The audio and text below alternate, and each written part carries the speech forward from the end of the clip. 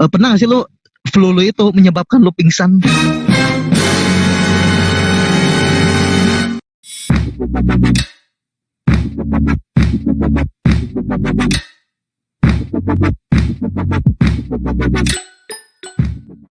Oke, dengan Asta Nur Cahya, ini teman lama. Jadi regangkan dulu badan ya kan. Gimana gerakannya? Workout at home, workout from home. Workout from home ya. Gak salah, tantangan apa dunia sinyal emang begini. Preventif ya, upaya untuk pencegahan ya. Nah itu jadi yang diketahui masyarakat hanya baru sebatas itu, kebanyakan ya, majority ya. Antara tahu dan tidak, antara dia punya kesadaran melakukan itu atau enggak, bahkan banyak juga yang masih belum melakukan ya, gitu. Ngentengin lah, itu kan yang terjadi sekarang. Akhirnya kan mewabah, baru udah mulai parno deh, ya nggak sih? Nah, balik lagi ke soal detail, kita pernah berpikir nggak sih kalau kita sudah menggunakan pencegahan itu, maskernya lah, hand sanitizer atau penutup tangan segala macam. Pertanyaannya, ada nggak jaminan kita tidak terpapar walaupun sudah melakukan pencegahan? Nggak ada jaminan sih. Nggak ada jaminan. So kalau nggak ada jaminan, berarti ada dua kemungkinan. Kemungkinan pertama kita nggak terpapar. Kemungkinan dua, bisa jadi kita kecolongan. Mungkin aduh pas lagi maskernya kebuka, gatal nih bibir, ya nggak sih? Masuk, kehirup. Atau mungkin tangan kita yang masuk ke bakteri, akhirnya megang apa segala macam. Ya itulah kemungkinan kecil yang bisa terjadi. Makanya baik lagi ke para tenaga medis, mereka sejauh mana mereka melindungi dirinya gitu loh. Dan gue berpikir sih kalau si petugas medis aja seperti itu, harusnya nggak double standar. Artinya orang-orang awam juga harusnya seperti itu ketika mereka keluar, betul nggak sih? Betul. Iya kan? Karena ketika mereka bersampingan dengan orang yang tiba-tiba secara tidak sengaja mendekati dia dengan radius yang danger gitu, mungkin 1 meter atau 2 meter, itu kan udara terbawa banget gitu kan? Iya. Nempel ke baju, nempel ke badan, ke bawah ke rumah. Wah. Oke, itu kita ngomongin soal penyebaran. Nah, banyak orang belum sampai berpikir atau belum menjadi pembahasan untuk mereka, atau mereka nggak dapat himbauan bahkan. What if kalau mereka ada yang terkena? Bagaimana jika dalam anggota keluarga mereka satu orang ada yang terkena? Selain orang terkena itu perlu diisolasi. Betul nggak? Betul. Selain orang itu juga bisa membahayakan orang yang dalam rumahnya sendiri, keluarganya, betul nggak? Betul. Nah, lalu bagaimana cara dia sembuh akan penyakit itu? Kan urusannya pasti ke rumah sakit, betul nggak, Ran? Betul. Kalau ke rumah sakit masa iya gratis? Iya. Oke, kita bisa gratis bisa enggak? Oke, gue tahu pasti kalau yang dengar ini langsung ada pembicaraan otak sendiri gratis. Nah, oke. Sekarang kita bikin simulasi deh biar enak nih. Simulasi game ilustrasi.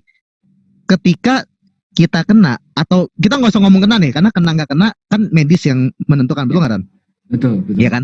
Kita ngomongin ketika kita ngerasa drop deh. Contoh batuk, contoh demam, contoh bersin, gitu kan? Itu tinggi-tinggian tuh suaranya.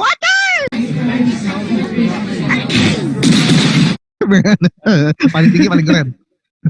Nah, atau bahkan kita ingin make sure aja, gua ini fine aja, tapi gua takutnya yang tadi lo bahas, ODP, ada orang dalam pengawasan, ODP. Bukan OTG ya? Oh, OTG, orang tanpa gejala. Orang tanpa gejala, oke. Apakah gua bersin, demam, pilek, atau gua fine aja? Apakah mungkin gua OTG, orang dalam tanpa gejala? Akhirnya dia mencek diri, belum nggak sih? Betul. Yes. Pertanyaannya, ketika ngecek ada dua pilihan. Lu ke rumah sakit rujukan pemerintah yang khusus untuk pasien corona, atau lu ke rumah sakit yang bukan rujukan, which is yang mungkin rumah sakit swasta yang pasti bukan rujukan. Iya. Lu bakal kemana? Pasti ke rumah sakit rujukan sih. Yakin lu? Oke, pasti selalu ada dua pilihan dan dua perbedaan. Ketika ke rumah sakit rujukan, mungkin mereka gue pengen lebih pasti nih, ini gue positif atau negatif, iya kan?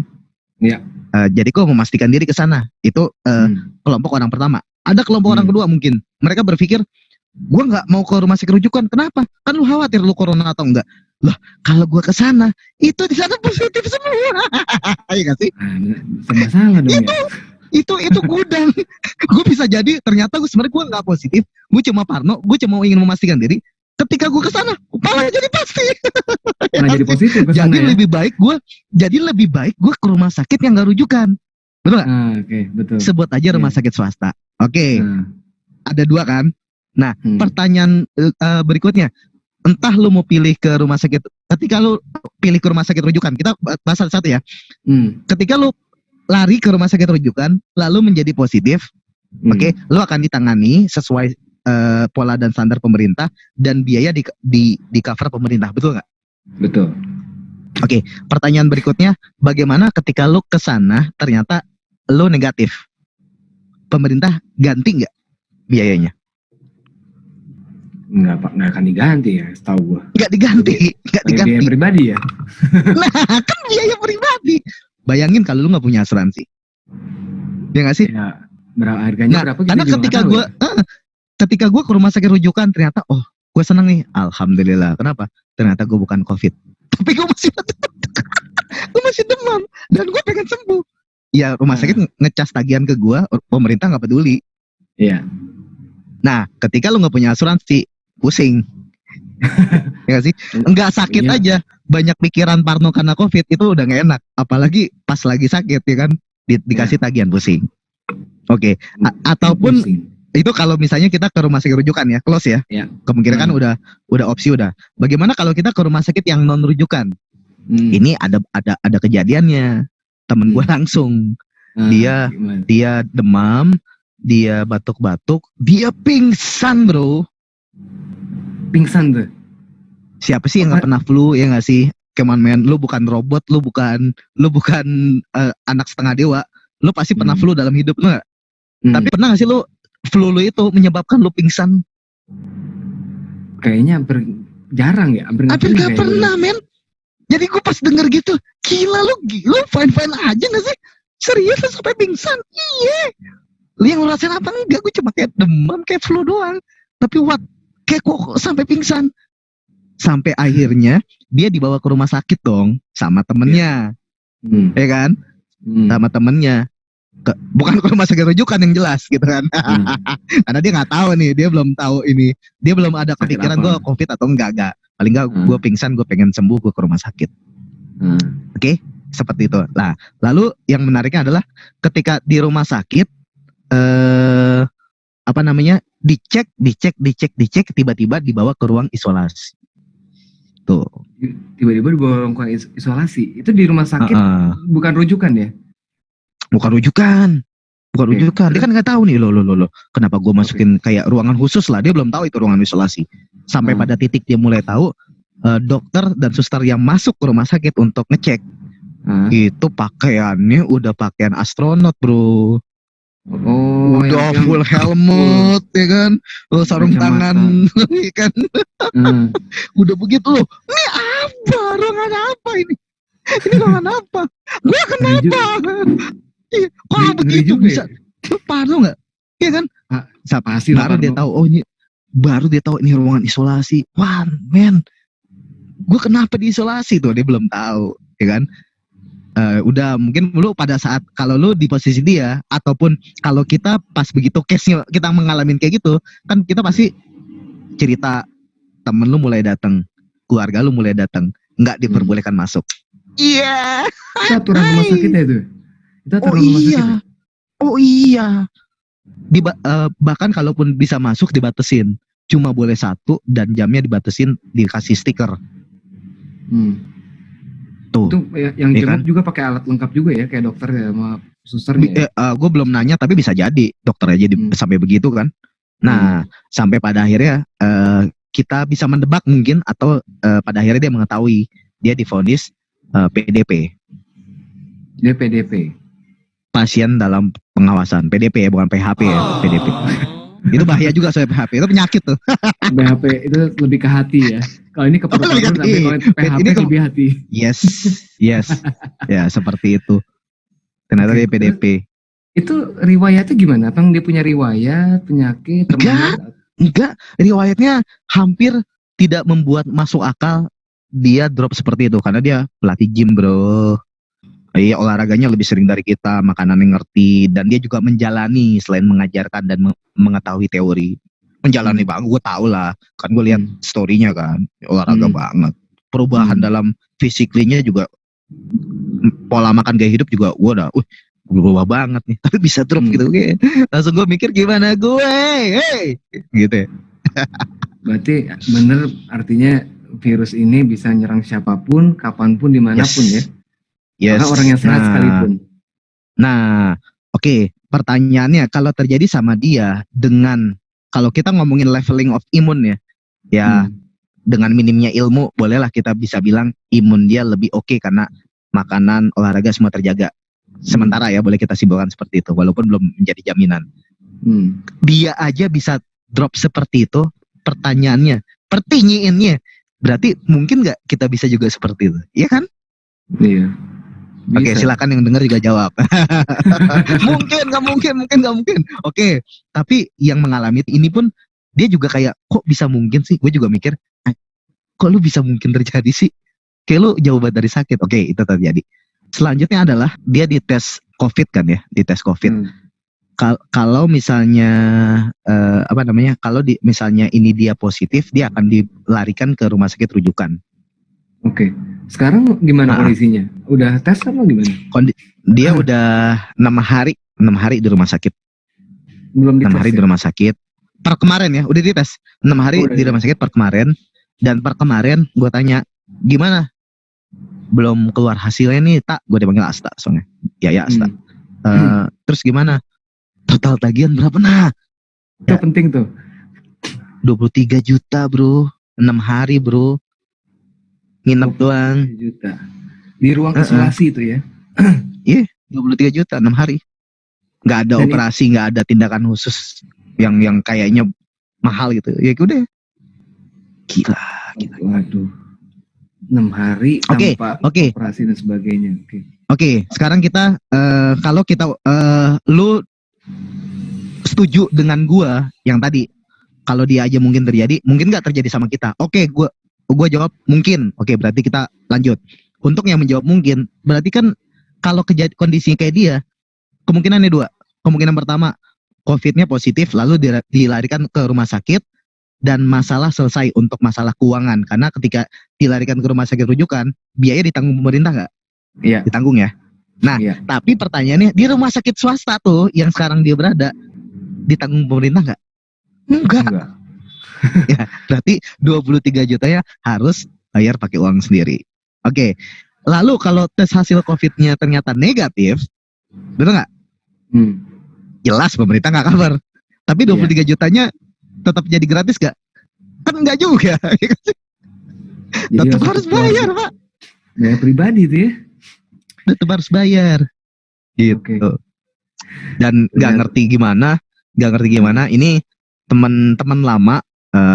Termasuk dekat juga, gue udah pernah educate dia tentang lu harus punya lah yang namanya satpam keuangan gitu.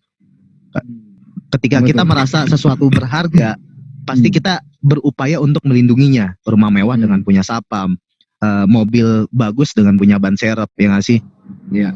Diri kita nggak mau kena sakit, kita payungi, ya nggak sih? Kalau nggak penting, sehat itu nggak penting, ya nggak usah payungan, hujan-hujanan aja lo ya kan.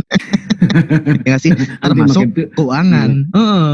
Karena kerja tuh capek, ya nggak sih, kerja tuh keringet, kerja tuh pusing. Hasilnya tuh luar biasa kalau kita bisa berhasil ngumpulin.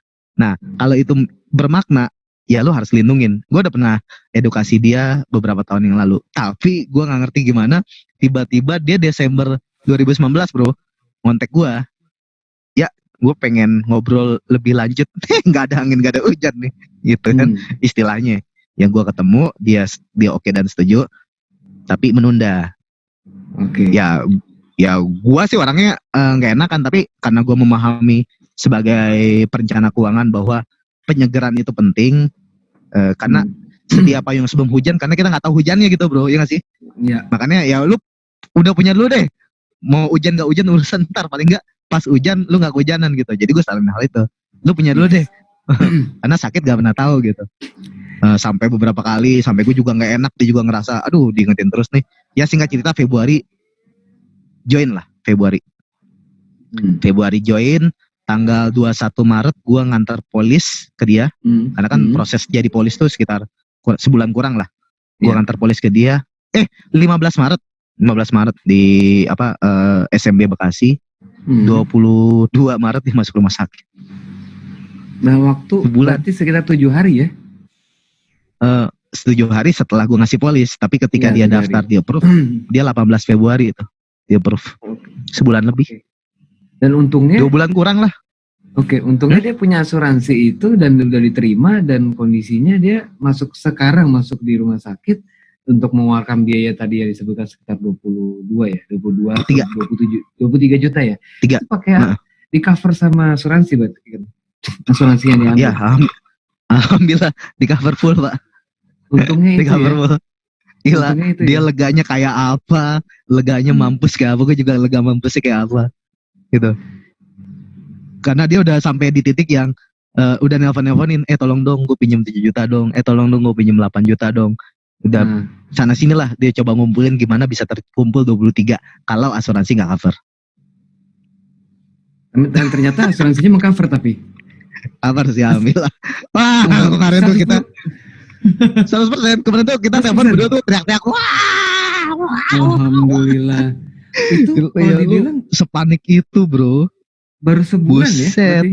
Baru sebulan ya, join? Sebulan seminggu, 2 minggu. Ya, sebulan lebih dikit gitu ya? Langsung di cover ya? Gue langsung bilang, udahlah, ini nggak ada yang kebetulan lah. Nih harus thanks God banget lah. Ini bukan karena gue, ini juga bukan karena lo ya kan. Gak ada yang kebetulan ya kan. Ini waktu mepet banget, udahlah. Gue 2,5% dari 23 juta sedekahin dah. Oh iya, gue juga udah hajat kayak gitu. Tahu nggak sih, gue udah siap-siap pinjam sama temen gue loh. Sama temen gue bingung. Emang nggak di cover gitu. Emang asuransi bisa nggak coveran soalnya. Gitu. Tapi ya ini buat ilmu. Ketika seseorang masuk ke jadi nasabah asuransi itu pasti punya masa tunggu. Apa itu masa tunggu? Masa tunggu adalah ketika lu join sebagai nasabah, lu nggak bisa langsung pakai, hari ini keterima besok pakai, nggak bisa. Iya, betul. Masa tunggu tiap perusahaan bisa jadi beda-beda, tapi di tempat gua di Prudential Syariah itu masa tunggunya 30 hari. 30 hari. Jadi kalau sakit sebelum 30 hari, walaupun udah jadi nasabah, maaf nggak diganti. Gitu. Tapi kalau udah lebih dari 30 hari, ya diganti. Kebetulan kan 18 Februari masuk rumah sakit, 22 Maret sebulan lebih berapa hari tuh? Itu kan udah lebih dari 30 hari kan? Iya. Akhirnya tercover lah. Tercover. Oh my God, thanks God. Jadi bukan saya bilang bukan kebetulan, tapi memang dia di waktu yang tepat gitu ya, memang jalannya ya. Iya, memang jalannya sih. Jalannya. Karena gue udah berupaya maksimal meyakinkan beberapa tahun belum berhasil, tapi tiba-tiba aja dia nggak tahu lah turning pointnya gimana. Ya ketemu yuk, kita lanjutin. Padahal tuh udah lama banget kita udah nggak ngobrolin hal ini gitu. Tiba-tiba sakit, waktunya juga udah lewat hanya beberapa hari. Wah, luar biasa lah. Artinya tadi kalau dibilang temennya Yaya ini olahragawan, pelatih gym, orang yang sangat menjaga dengan concern dengan kesehatan. Bisa mengalami penyakit seperti itu, dan yang kedua masalah biayanya juga yang kadang bikin orang jadi misalnya di sini nih kepikirannya tuh jadi nambah lagi kan, duit lagi nih gitu kan. Ternyata dia memilih jalannya untuk sebulan sebelum dia sakit dia memilih untuk daftar polis ya kesehatan. Dia iyakan. Padahal kan dia kepikiran Desember, mengiyakannya Februari. Ada 3 bulan dia akhirnya oke deh gitu. Oke. Jadi memang setelah mungkin akhir tahun gitu ada pengeluaran lain, makanya baru bisa Februari. Tapi thanks God-nya adalah ketika dia apply itu dan jarak dia sakit itu masih hitungan setelah 30 hari ya, dimana tadi bisa di cover ya. Iya. Kalau enggak kan? Iya, kalau kita hitung kalkulator kalender ya, 18 Februari masuk. Berarti sebelum kalau sakitnya lebih dari 18 Februari 18 Maret baru bisa diganti. Kalau sakitnya sebelum 18 Maret gak diganti udah pasti. Maaf ya, udah gak diganti pasti. Nah sakitnya tanggal 21 apa 22 kemarin ya? 21 Maret gitu. 22. Ya diganti lah itu. Kayak berapa hari doang beda. Semua biaya berobatnya dia di rumah sakit bukan rujukan itu di cover berarti. Itu tinggal sekarang di cover. Kebetulan dia ambil produk yang baru kan. Yang baru itu kan berapapun mahalnya biaya rumah sakit, berapapun tagihan dibayar full. Nah, kebetulan dia ambil itu ya jadi ya di cover full seluruh tagihan ya alhamdulillah. Oke, alhamdulillah sih. Nah, ini kalau gitu. case buat yang apa? Oke, nih gue lanjut cerita nih. Sehat. Jadi gue lanjut cerita nih. Tanggal apa namanya? 2122. Ini sekarang hari apa sih? Sekarang tanggal berapa kan? 29 ya? 29. Minggu. Dia pulang kemarin kan, hari Sabtu tanggal 28. Nah, pokoknya iya kan ini kan kemarin nih. Kemarin dia tahu 23 juta. Iya, kemarin persis. Sorry gue ngeblank, kemarin persis. Sebelum kemarin berarti kemarin lusa. Itu dia diinfokan sama rumah sakit, Bu, kondisi ibu udah lebih baik. Yang datang juga tapi hasil COVID-nya belum keluar. Gitu. Tapi kondisi ibu udah pulih, jauh-jauh pulih. Nah, dalam menunggu hasil COVID ini 35 hari dari pemerintah. Yang gue sayangkan adalah kalau hasilnya positif dikabarkan. Pak, pasien Bapak nih di rumah sakit yang Bapak nih positif, dikabarkan. Namun kalau negatif tidak dikabarkan. Oh, jadi tinggal ya ngabarin kayak emang susah banget sih. Ya gue tahu emang lagi penuh banget rumah sakit sama jumlah dokter sama jumlah pasien tuh kalah jauh, ya gue paham. Tapi kan kalau nggak dikabarin, lu kan pasti masih berpikir ini gue nggak dikabarin emang bener-bener gue negatif atau nggak dikabarin karena delay. Bener gak? Iya. Karena penuh waiting list. Sekarang kita ngomongin pesawat deh.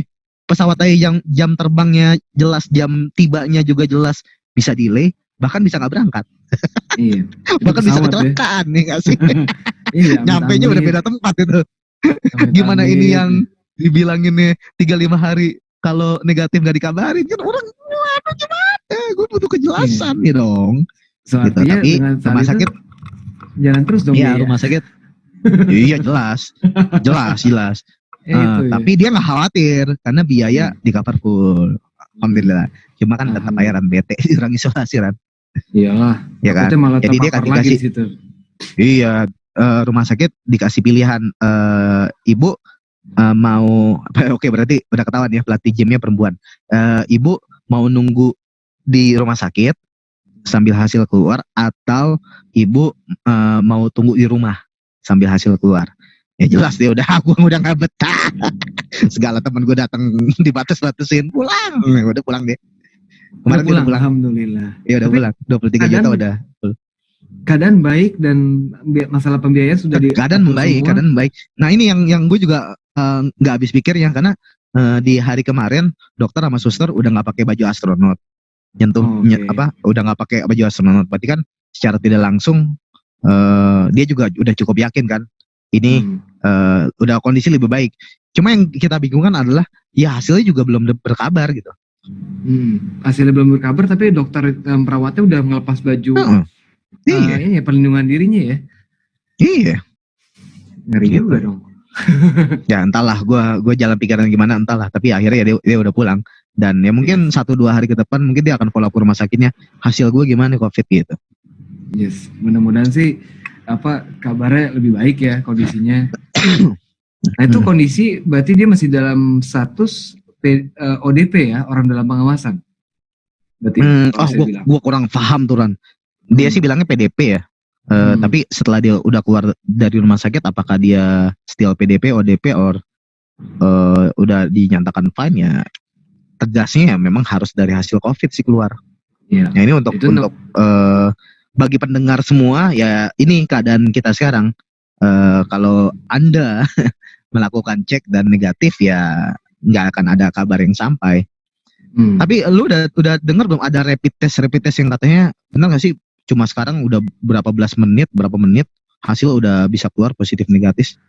Sempat dengar sih, cuman masih diragukan sih hasilnya karena tesnya Gitu ya. itu Enggak, karena kalaupun berubah. itu ada rumah sakit yang besar aja, gua nggak sebut namanya, rumah sakit swasta besar lah, itu aja nggak ada alatnya kan. Alatnya ya. Ya memang minimnya alat-alat medis, terus sama juga sempat beberapa baca berita tuh katanya hasil rapid test yang tes cepat itu masih diragukan hasilnya. Jadi Oh ya, misalnya repot kan. tes nih positif, oh negatif. Kan kalau positif harus begini, belum lagi biayanya tadi ya kita ngomong. Kalau negatif nggak tahunya dia positif gitu kan. Nah itu yang masih diragukan, makanya sampai hari ini mungkin rapid test itu masih belum jadi pilihan utama, masih jadi Pilihan opsional utama. buat semua beberapa orang sih. Misalnya kayak kita di rumah nih mau tes rapid test gitu kan, mungkin punya teman punya alatnya pinjem gitu ya, nyobain, katanya kita negatif, tenang kan. Atau kalau amit-amit positif, terus kita gimana ya? Kayak tadi bilang ya. Terus temen lo bilang kayak gini, kayak lo. Tapi ya menurut yang gue dengar rapid test tuh nggak bisa dijadikan rujukan alat tes nomor wahid paling utama karena bisa aja keliru. Jadi gimana? Nah, iya. Jadi ngapa? Jadi kan ngapain gitu kan? Iya. Jadi nanti jadi mikir sendiri, kok tes jadi positif. Dampak COVID terhadap keuangan ya, selain yang tadi ya, itu kan berdampak kan. Negatifnya dampaknya 23 juta gitu ya. Kalau positif dampaknya jauh lebih banyak walaupun ditanggung kan. Keamanan kita dan lain sebagainya. Nah, teman gue ini juga berpikir karena dia nggak bisa ngelatih gym lagi, Pak. Nah, itu benar. Income-nya gimana ya kan? Betul. Tapi dari tempat gue, Prudensial Syariah, kita tanggung gajinya selama dia inap di rumah sakit. Selama di rumah sakit. Kalau misalnya enggak? Enggak, kebetulan gue ambilin manfaat perlindungan gaji sama dia. Jadi ketika dia nginap di rumah sakit, gajinya kita tanggung. Oke. Per hari ya, per hari. Nah dia kan nginap 6 hari, seharinya gajinya di cover. Nggak besar sih, gue ambilinnya 400.000. Jadi kali 6 ya berapa tuh? 2,4 juta lah masuk ke rekening pribadi. Lumayan. Iya. Karena kalau nggak kerja kan katakan nggak dibayar, ada beberapa perusahaan yang nggak dibayar kecuali dia izin masih punya jatah cuti sakit dan itu di cover, kebijakannya ya masih bisa. Tapi ada juga kan yang nggak di cover ya, mungkin pelatih gym masuknya kayak nggak di cover kali ya karena dibayar kedatangan ya. Dan di rumah sakit tersebut juga ada kejadian yang disayangkan Dan, karena singkat cerita lah, ada satu pasien drop, dia cek inisiatif pribadi dan hasil ceknya positif. Oke. Nah ini yang gue bingung ketika hasil, gue nggak tahu, mungkin di rumah sakit ya, tapi gue nggak tahu hasilnya positif ya intinya. Lalu yang dilakukan adalah mungkin panik karena apa? Dia pulang. Lalu mungkin karena berpikir, wah gue harus bisa sehat nih, dia masuk ke rumah sakit, bukan rumah sakit yang dia tes. Iya. Oke, klarifikasi, gue nggak dapet informasi dia tesnya di rumah sakit ya. Tapi emang alat-alat yang bisa tes cuma ada di rumah sakit sih, gitu. Iya. Oke, dia pindah ke rumah sakit, pas ditanya dia nggak terbuka, nggak transparasi, dia nggak jujur, dia nggak bilang bahwa dia udah pernah tes dan hasilnya positif. Lalu apa yang dikatakan? Iya, entahlah kekhawatirannya apa gitu. Takut dikucilkan lah, takut ditolak mungkin lah, atau nggak ngerti lah gue. Gue nggak interview soalnya. Nah, yang dilakukan apa? Ya dokter kan nggak tahu. Jadi dokter sama suster ya melakukan pasien dengan normal aja, sentuh segala macem. Sampai pada akhirnya dia jujur, itu rumah sakit kecewa gitu, negur, dan dokter yang suster yang menangani dia terpapar positif. Jadi dia datang ke rumah sakit bilangnya cuma nggak enak badan dan sebagainya, nggak bilang positif. Iya. Oke. Berarti rumah sakit juga lupa ya, jadi rumah sakitnya, aduh bapak kenapa begitu, kan teman saya yang which is dokter sama suster kan jadi ngedrop juga gitu. Dokter yang bisa menangani COVID di Indonesia itu kalau perbandingan dengan pasien, dari 100.000 pasien, dokter yang capable itu sekitar 4-5. Bayangin, Indonesia. Beda hal dengan negara-negara luar kayak Korea, kayak Eropa, itu 5-6 kali lipatnya kita.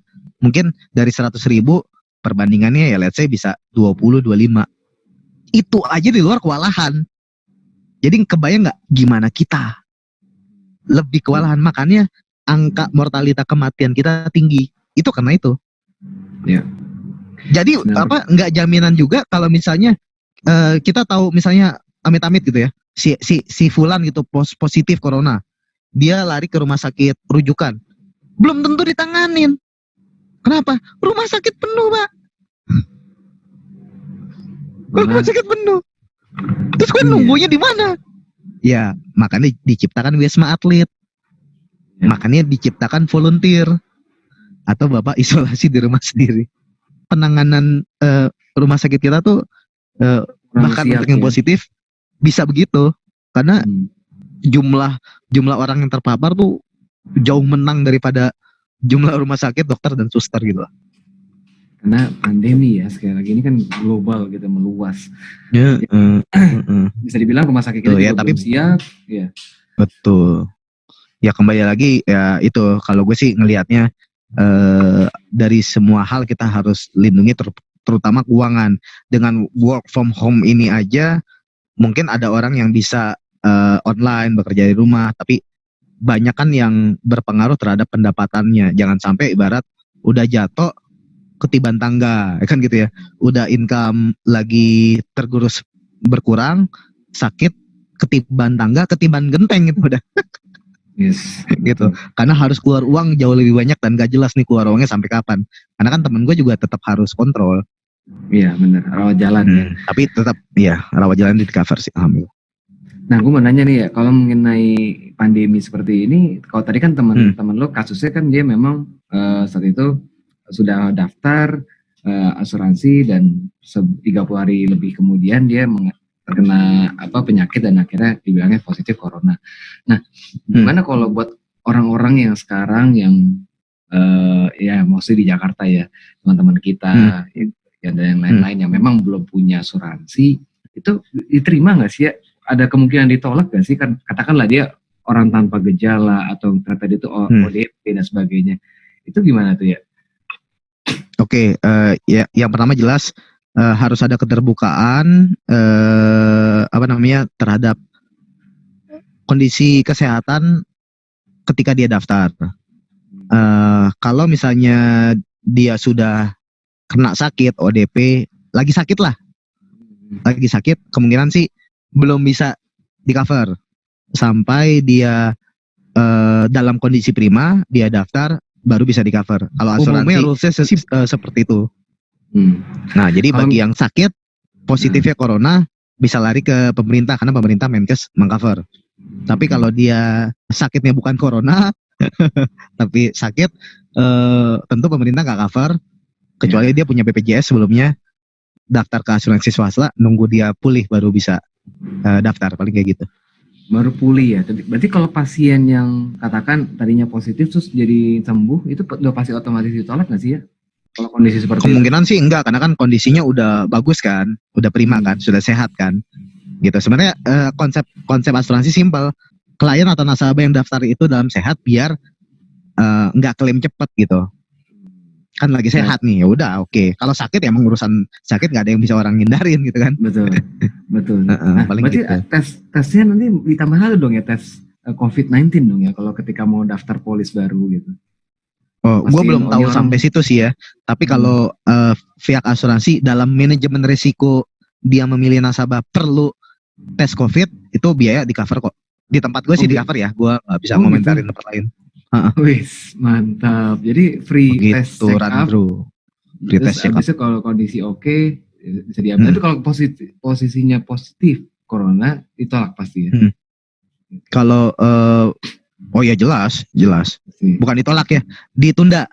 Ayo Pak, nanti daftarnya kalau udah sembuh ya. Oke. Jadi pending dulu gitu ya. pending gitu. Nah, terus mungkin ada yang kepikiran, loh kalau misalnya kalau kita bahas corona ya, COVID-19. Kalau misalnya positif, terus ngapain gue ikut asuransi swasta? Ngapain gue ikut Prudensial Syariah gitu? Mungkin ya sedikit iklan ya. Ya boleh. Ngapain gue ikut? Ngapain ikut gue asuransi swasta? Kan di cover sama pemerintah. Ya nggak gitu juga, Bambang, kan? Maksudnya kan ketika ya itu tadi kita main games virtual simulasi, ketika lu ngerasa drop, kan lu nggak tahu lu positif atau negatif. Lu kan akan memilih gue ke rumah sakit swasta atau rujukan. Kalau lu mau masih ke rujukan, lu dapat pasti, tapi kan lu ada khawatiran di situ gudangnya virus. Ya nggak? Kalau itu positif, oke. Tapi kalau itu negatif, biaya dalam proses kepo lu mengetahui positif negatif, itu kan ada proses tindakan medis, itu kan biaya keluar. Yes, betul. Nah, dan itu biaya nggak sedikit. Ya itulah teman gue yang tadi gue ceritain 23 juta. Masih belum final ya, masih ada rawat jalan. Jadi tetap perlu. Ya. Tapi kalaupun positif corona, berarti asuransi gua nggak berguna dong. Gua nggak tahu yang lain, gua nggak bisa komentarin yang lain. Yang gua bisa komentarin karena gua tahu yang tempat gua. Yang tempat gua kita cover, kita gantikan uang santunan income dan biaya hidupnya dia 1 juta sehari. 1 juta sehari. Ketika dia melaporkan kalau dia udah positif. Ketika dia positif, kan positif dia lari ke rumah sakit rujukan, di cover pemerintah kan, kita tetap double claim, tapi kita menyantuni biaya hidup dia, kita santuni 1 juta sehari. Oke. Itu untuk nasabah baru yang di atas 30 hari juga termasuk ya? Kalau khusus untuk COVID itu nggak ada masa tunggu. Oh, nggak ada masa tunggu. Jadi contoh nih, si Fulan punya inisiatif mengasuransikan keluarganya, diterima tanggal 1 Maret, tiba-tiba 3 Maret kena COVID positif, langsung nggak ada masa tunggu 30 hari. Oke. 30 hari hanya untuk penyakit selain COVID. Mantap. Ya ini kemudahan ya buat kita semua, buat yang mau apply dan sebagainya. Jangan tunggu sampai kita benar-benar terpapar banget atau keburu keluar bil rumah sakit. Ya positif ataupun negatif kita pasti kan ada dirugikan dari sisi biaya, waktu, kesehatan dan sebagainya. Ya ini benar sih yang kayak. Cuma ada satu poin lagi nih Ran. Ini poin gue kalau menyampaikan pemikiran gue ini gue belum menemukan. Oh iya gue kepikiran hal yang sama, belum ketemu tuh. Cuma masih make sense sih. Begini, kita kan bisa mengklaim diri kita terbebas dari COVID kalau Indonesia clear, betul gak? Nah pertanyaan gue adalah, udah ada belum negara yang udah clear? Kabarnya udah ya? Korea, Cina, ya gitu ya? Cina, betul. Tapi masih ada. Oke. Katakan kita adalah Korea atau Cina. Negara udah clear, Indonesia udah clear. Tiba-tiba ketika dalam masa clearnya ada satu turis iseng lah. Bali indah nih. Mau ke sana Indonesia. Tapi dia OTG, orang tanpa gejala. Mau wabah lagi.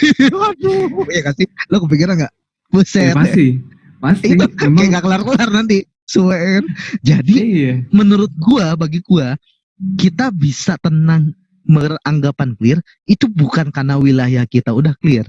Itu bukan karena kabupaten kita udah clear. Itu bukan karena negara kita udah clear. Gak.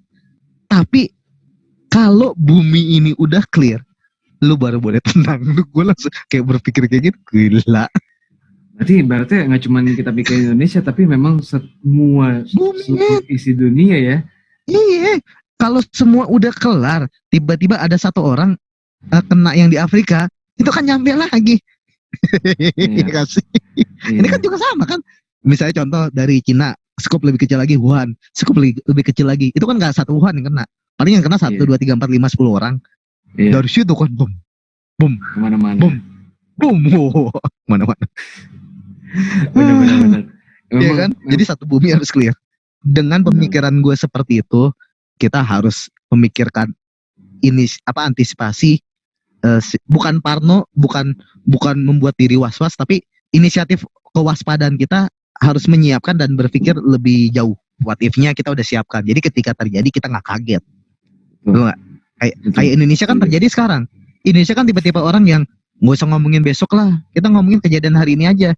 Oh nggak ada korban kok, tenang. Makanya bercandanya, oh kita kan makan ciloknya diinjek-injek masih hidup ya kan. Awalnya kan gitu kan.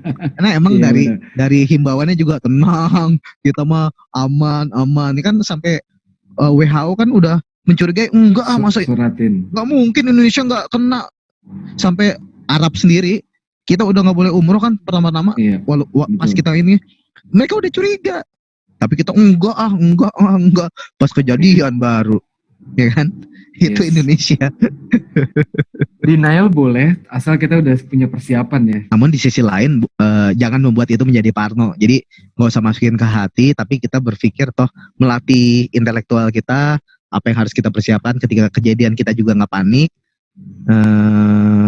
Itu skala pribadi ya, skala nasional juga itu terjadi karena ketika kejadian wabah kita tuh kayak nggak punya pola nih, pemerintah harus melakukan seperti apa kan, artinya antisipasi itu nggak mereka miliki di awal konsepnya gitu. Dan tetap kedepannya harus berharap positif gitu. Yes. Sebenarnya kalau ambil kesimpulan yang tadi lo ceritain semua ini, yang gue lihat itu apa ya? Emang kita harus bersikap tenang, bukan berarti tenang tapi bodo amat, tapi waspada. Nah terus waspada juga untuk beberapa hal ya, untuk kesehatan, kebersihan, terus informasi yang jelas rumah sakitnya kayak tadi lo bilang kan, rumah sakit rujukan atau rumah sakit swasta ya gitu kan, yang non rujukan. Nah terus yang keempat juga masalah ekonomi ya, masuk ekonomi kita pribadi kan, di tengah kita semua work from home, kita nggak tahu ke depan seperti apa. Mudah-mudahan sih ekonomi terus membaik ya, tidak ada penurunan. Mungkin gue juga sedikit sedikit sharing teman-teman yang tadinya udah pindah kerja, udah sign, terus tiba-tiba di cancel dan akhirnya jobless. Ada kemungkinan ya, ada yang mungkin dilakukan pemotongan dan sebagainya. Mungkin buruh-buruh pabrik gitu seperti itu, atau pekerja harian yang kayak OB, security dan sebagainya. Mereka itu pasti kedampak ke ekonomi. Nah, dari yang lo jelasin tadi dengan punya persiapan dan sebagainya, salah satunya tadi punya persiapan kita untuk mengcover perlindungan kesehatan, itu ngebantu kita untuk meminimalisir dari banyak resiko gitu, resiko sakit, bersih. Nah ini bisa ngurangin lah satu gitu kan dengan punya asuransi. Memang asuransi kan bukan, orang di Indonesia ya masih apa ya, bisa dibilang masih rendah. Jadi masih harus diingetin. Kalau di luar kan udah daftar sendiri ya, saya mau punya gitu kan. Catatan paling utama, asuransi itu bukan barang baru. Karena menyiapkan payung itu adalah asuransi lo biar nggak masuk angin, biar nggak kehujanan, ya kan? Betul. Jadi ini adalah asuransi dompet. Jadi sebenarnya kita dalam itu udah melakukan konsep asuransi gitu. Jadi itu bukan barang baru kalau menurut gue ya. Gembok rumah tuh asuransi biar maling nggak dengan mudahnya masuk ke rumah gitu. Iya, namanya cadangan gembok kan kalau gemboknya rusak. Iya. Jadi kunci aja cadangan. Iya, gemboknya juga cadangin dong. Mantap, Asta. Mantap, luar biasa ya. Gue nggak tahu nih apa kita nelpon, gue kira buat hahaha juga sih tetap. Tetap dong, biar nggak stres kan di rumah aja. Di rumah aja tetap harus apa ya? Kita saling berbagi lah ya, tetap silaturahmi, saling ngobrol. Apalagi hal-hal kayak tadi kan penting tuh. Banyak poin yang gue catat tadi. Mudah-mudahan yang nonton atau yang denger itu bisa sama-sama mempersiapkan ya, kayak rumah sakit, ketika sakit gimana, terus asuransi dan sebagainya itu penting apa enggak. Bukan mengenai soal jual-jualan kok, bukan mengenai soal penting nggak penting kok. Ini masalah lo siap atau enggak ketika lo dihadapin dengan masalah itu. Kalau kita sekarang ya lagi sehat, oh ya nggak apa-apa, gue siap. Tapi ketika kejadian, belum tentu lo kita siap.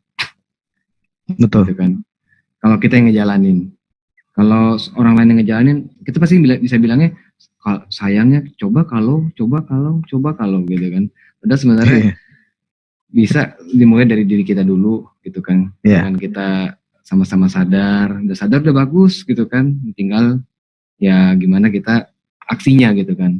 Gak cuman basa-basi gitu. Asta Nurcahya, terima kasih waktunya. Mantap Randa sekali. Purnama Amin, thank you atas sharingnya ya kan. Ya dengan pertanyaan-pertanyaan tajam lu juga membuat gue berpikir lagi ya kan, saling dapat sesuatu lah ke gue pribadi juga pasti ya. Mantap. Work from home, tetap di rumah aja. Jangan kemana-mana kecuali benar-benar penting ya. Bener nggak ya? Baik, siap. Jangan kemana-mana kecuali benar-benar penting. Gue off. Thank you Asta. Assalamualaikum. Thank you Randra. Waalaikumsalam warahmatullahi wabarakatuh.